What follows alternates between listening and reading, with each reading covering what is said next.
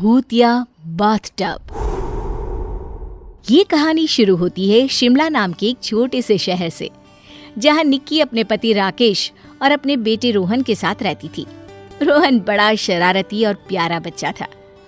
एक दिन रोहन अपने पापा के साथ घर वापस आ रहा था। उसकी नजर एक दुकान पर पड़ती है। दुकान के शीशे से उसे एक बाथटब दिखता है, जिसमें एक बच्ची हाथ में डॉल लिए बैठी हुई होती है। वो अपने हाथों से शीशे पर जोर जोर से मार रही होती है, मानो रोहन से कह रही हो कि मुझे अपने साथ ले चलो। पापा देखो ना, कितना सुंदर बाथटब है। रोहन को ये बाथटब चाहिए पापा। अरे बेटा, ये बच्चों का बाथटब नहीं है। बच्चों का बाथटब नहीं है तो वो लड़की कैसे उस पे बैठी है पापा? रोहन को अगर बाथटब नहीं मिला तो रोहन घर नहीं जाएगा, नहीं जाएगा। अरे कहाँ कोई लड़की बैठी है बेटा उसमें? रोना बंद करो। अच्छा चलो, मैं तुम्हें बच्चों वाला बाथटब दिलाता हूँ। बस मुझे यही बाथटब चाहिए, मैं यही लूंगा पापा, यही यही यही। ओह अच्छा बेटा, चलो तुम्हें यही बाथटब दिला देता हूँ। बस अब अगर मम्मी ने डांटा तो मुझे कुछ मत कहना। राकेश जैसे ही उस बाथटब को लेने को राजी होता है, वो बच्ची रोहन को मुस्कुराती हुई दिखती है। उसके हाथ की डॉल भी मुस्कुराते हुए रोहन को दिखती है। राकेश उस बाथटब को लेकर घर लौट आता है और उसे रोहन के बाथरूम में रख देता है। राकेश के बाथरूम से बाहर आते ही टब में खुद ब खुद पानी भरने लग जाता है और वो बच्ची अब अपनी गुड़िया के साथ लेट जाती है। पानी टब में भरते भरते बाहर तक आने लग जाता है। पानी की आवाज सुनकर निक्की कहती है, ये पानी गिरने की आवाज कहाँ से आ रही है राकेश? तुमने कहीं बाथरूम का नल खुला तो नहीं छोड़ दिया? अरे नहीं निक्की, मैंने नल को अच्छे से बंद किया था। और वैसे भी ये आवाज तो रोहन के कमरे से आ रही है। दोनों रोहन के कमरे में जाते हैं और देखते हैं कि कमरे में पानी भर रहा है और रोहन बाथटब में बैठा हुआ है और पानी उसके सर के ऊपर तक है। ऐसी हालत में भी रोहन टब में खेल रहा है। रोहन, मेरा बच्चा! निक्की भागकर रोहन को टब से बाहर निकालती है। राकेश नल बंद कर देता है। रोहन, तू ठीक तो है?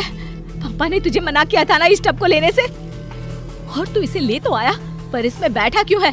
ये बच्चों का टब नहीं है बेटा, तू पानी में डूब जाता तो। मम्मी डर क्यों रही हो? देखो मुझे कहाँ कुछ हुआ, और पानी के अंदर तो मुझे बहुत मजा आ रहा था। आओ ना पापा, हम सब मेरी फ्रेंड के साथ इस टब में खेलते हैं। निक्की रोहन को सीने से लगाकर कहती है, रोहन अगर मम्मा से प्यार करता है ना तो इस टब में कभी नहीं खेलेगा और टब को मम्मा को दे देगा। रोहन मम्मा से प्यार करता है ना? ओके मम्मा, पर मेरी फ्रेंड का ध्यान रखना, वो इस टब में ही रहती है ना? हाँ हाँ बेटा, मम्मा ध्यान रखेंगी आपकी फ्रेंड का। हाँ, आप टेंशन मत लो। निक्की राकेश से कहकर उस टब को स्टोर रूम में रखवा देती है। उसके बाद तीनों रात का खाना खाकर सोने चले जाते हैं। निक्की और राकेश अपने कमरे में सो रहे होते हैं और घड़ी की सुई जैसे ही 3 पर पहुंचती है, रोहन को कोई आवाज लगाता है। रोहन, रोहन। रोहन अपने बाजू में देखता है कि नेहा दोनों पैर बांधे हाथ में गुड़िया लिए बिस्तर पर बैठी हुई है। नेहा के चेहरे की चमड़ी ऐसी लग रही थी मानो बिल्कुल गल चुकी हो। उसके बड़े बड़े खुले बालों के साथ वो बड़ी डरावनी लग रही थी। नेहा, तुम्हें नींद नहीं आ रही क्या? चलो ना रोहन, खेलते हैं, मुझे खेलना है। मम्मा ने मुझसे वो टब ले लिया नेहा, अब मैं क्या करूं? फिर से चलोगे पानी में, देखोगे पानी के अंदर की दुनिया। चलो, मैं तुम्हें फिर से वहां ले चलती हूँ। अब की बार तुम्हारी मम्मा भी बीच में नहीं आएगी हमारे। नेहा जैसे ही ये बात कहती है, उसकी डॉल की दोनों आंखें लाल हो जाती है। वो धीरे धीरे मुस्कुराने लगती है। देखो रोहन, मेरी डॉल भी कितनी खुश हो रही है। नेहा रोहन का हाथ पकड़कर उसे बाथरूम में लेकर जाती है। ये टब यहाँ कैसे आया? मम्मा ने तो मुझसे ये टब ले लिया था। इसे मैं लाई हूँ रोहन, ये तो मेरा घर है। आओ चलो हम लोग खेलते हैं। तुम और डॉल खेलो नेहा, मम्मा ने मुझे इस टब में खेलने से मना किया है। खेल तो शुरू कर लिया है ना रोहन, अब तो तुम चाहो या ना चाहो तुम्हें मेरे साथ खेलना ही पड़ेगा। डॉल नेहा के हाथ से उछलकर रोहन के सीने से चिपक जाती है और एक सुई उसके सीने में चुभोने लग जाती है। मम्मा मम्मा मुझे बचाओ, मुझे बहुत दर्द हो रहा है। डॉल तुम ये क्या कर रही हो, छोड़ो मुझे। नेहा रोहन का हाथ बहुत जोर से पकड़ लेती है। टब में खुद ब खुद पानी भरने लग जाता है। नेहा रोहन को अपनी गोद में उठाकर टब में बैठ जाती है। रोहन चीखता रहता है।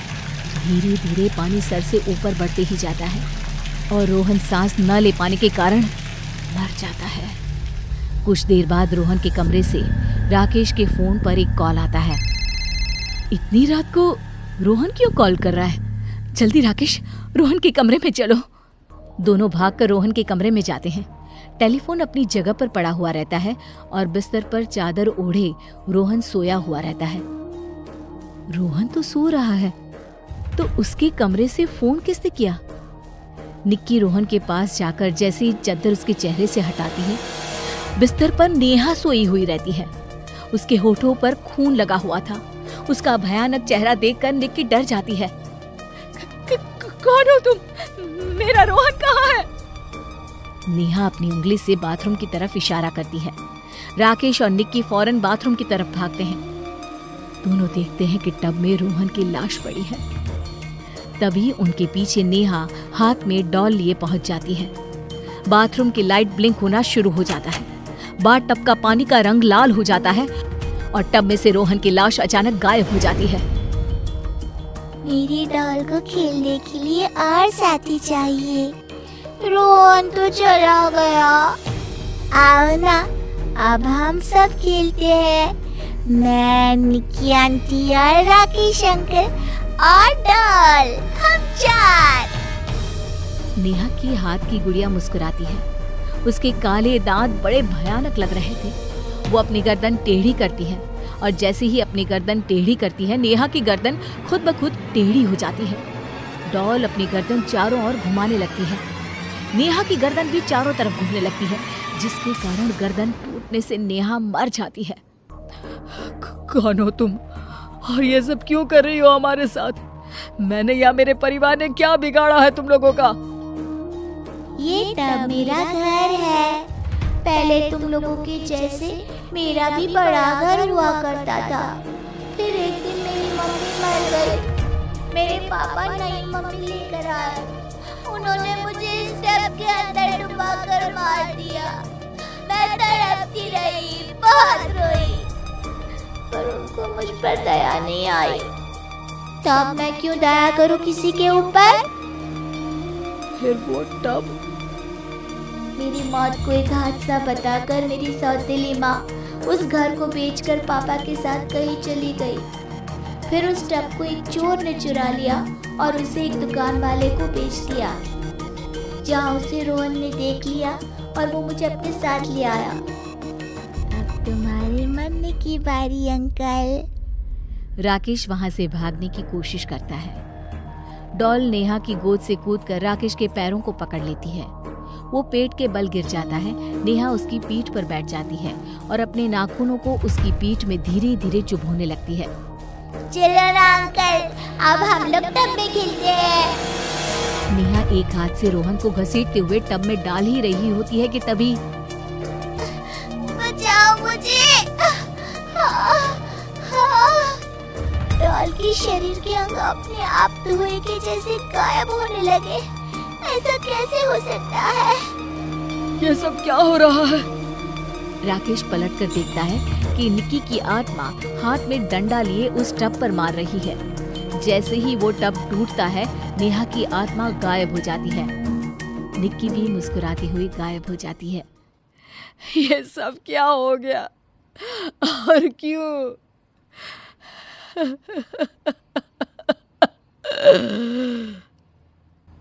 राकेश, नेहा, रोहन और निक्की का अंतिम संस्कार कर देता है। समय के साथ धीरे धीरे राकेश की जिंदगी संभल जाती है। वो आज भी जब अपने खुशहाल परिवार को याद करता है तो उसकी आंखें नम हो जाती है।